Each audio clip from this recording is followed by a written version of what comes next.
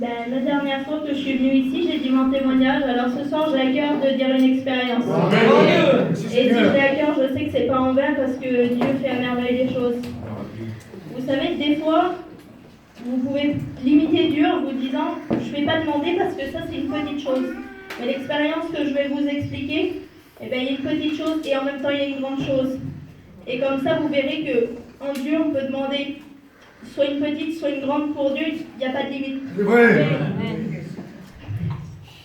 Et il y a 2 ans, j'étais dans une mission et j'étais encore en chaise roulante, je ne pouvais pas du tout marcher. C'est tout vrai. Pendant cette réunion, le Saint-Esprit m'a parlé et m'a dit « Marika, je voudrais que tu ailles te faire imposer les mains à la fin de la réunion. » Et j'ai dit « Seigneur, je veux savoir pourquoi. » Et le Seigneur m'a dit « Je ne te dis pas pourquoi, mais je vais te donner une confirmation que tu dois y aller. » À la fin de la réunion, le serviteur dira qu'il n'y aura pas d'appel pour les malades, mais un autre serviteur se lèvera et dira « Fais quand même un appel pour les malades, on ne sait jamais, il y a peut-être un besoin. » Et la réunion se passe, et à la fin, le serviteur dit ça, il dit « Soir, on ne fait pas d'appel pour les malades, comme le Saint-Esprit m'avait dit. » Mais il y a un autre serviteur qui s'avait dit « Si, fais un appel pour les malades, il y a peut-être quelqu'un qui a un besoin. » Alors moi j'ai été, et à ce moment-là, les serviteurs m'ont imposé les mains. J'ai été renouvelée dans le Saint-Esprit. Amen. Et quand le serviteur m'a posé les mains, il avait une prophétie, et la prophétie, elle était pour moi. Et à ce moment-là, ils m'ont fait mettre debout, mais moi, comme il y avait le Saint-Esprit sur moi, je voyais rien. Et je ne me rendais pas compte de ce qui était en train de se passer.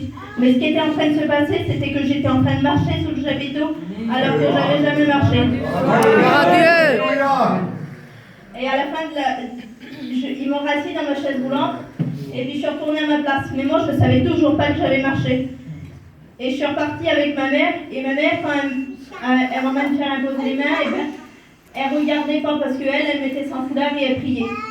Et à la fin de la réunion, un homme, il est venu vers ma mère et il dit « Ma sœur, j'ai donné mon cœur à Dieu. » Ma mère a dit « Amen, gloire à Dieu. » Il dit « Oui, mais c'est à cause de ta fille. » Et puis, ma mère, elle a dit « Pourquoi c'est à cause de ma fille ?» Il a dit « Ta fille, elle a marché à la fin de la réunion. » Gloire à Dieu. Elle a dit « Mais non, ma fille, elle marche pas. » Il dit « Si, parce qu'il dit moi ce soir, ça fait 35 ans que je viens dans l'émission, mais moi je croyais pas à l'évangile. Mais ce soir, j'ai voulu demander l'impossible à Dieu. » Il dit « Alors je me suis renseignée sur ta fille pour savoir si elle était réellement chaise roulante. Et tout le monde m'a dit oui. Alors ce soir, j'ai demandé que si Dieu était vivant, que ta fille allait être devant, qu'elle se fasse imposer les mains et qu'elle se mette debout et qu'elle marche. » Il dit « Ce soir, j'ai vu le miracle de Dieu, alors Gloire à Dieu. Et depuis ça, je marche avec le déambulateur, je sais que Dieu, il n'a pas fini de faire. Amen. Et que tout a une circonstance comme là, il y a eu une conversion et le début de ma guérison à ce moment-là. Mais ça, vous voyez, pour nous, c'est une grande chose, mais Dieu l'a réalisé. Et maintenant, l'été dernier, j'étais en mission. Et puis, je marchais tellement sur la mission où on était, que je me suis fait une fracture au pied. Mais ça, on pourrait se dire que c'est une petite chose. Et ça fait que je ne pouvais plus marcher. Et puis je demandais à Dieu de guérir mon pied. Et puis pendant une semaine, j'étais bien guérie. Alors je ne comprenais pas parce que un an à l'avance, Dieu m'avait fait marcher. Et là, pour une fracture, il ne me guérissait pas sur le coup. Et j'ai dit, Dieu, c'est que tu as une volonté. Alors j'ai attendu et j'ai fait l'onction d'huile. Et ma mère, un matin, elle a été à la réunion de prière. Et elle a demandé que le Seigneur guérisse mon pied.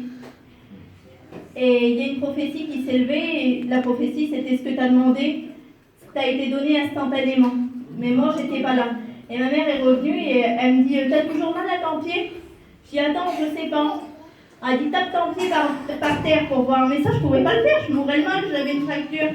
Je tape le pied, j'avais plus mal. Je dis « Je crois que j'ai plus mal. » Elle dit « Tape à fond sur le parterre. » Je tape, je dis « J'ai plus mal. » Elle dit « Amen, t'as été guérie. » Je dis « Pourquoi elle dit ça ?» Elle dit « Parce que ça, c'est ce que j'ai demandé ce matin. »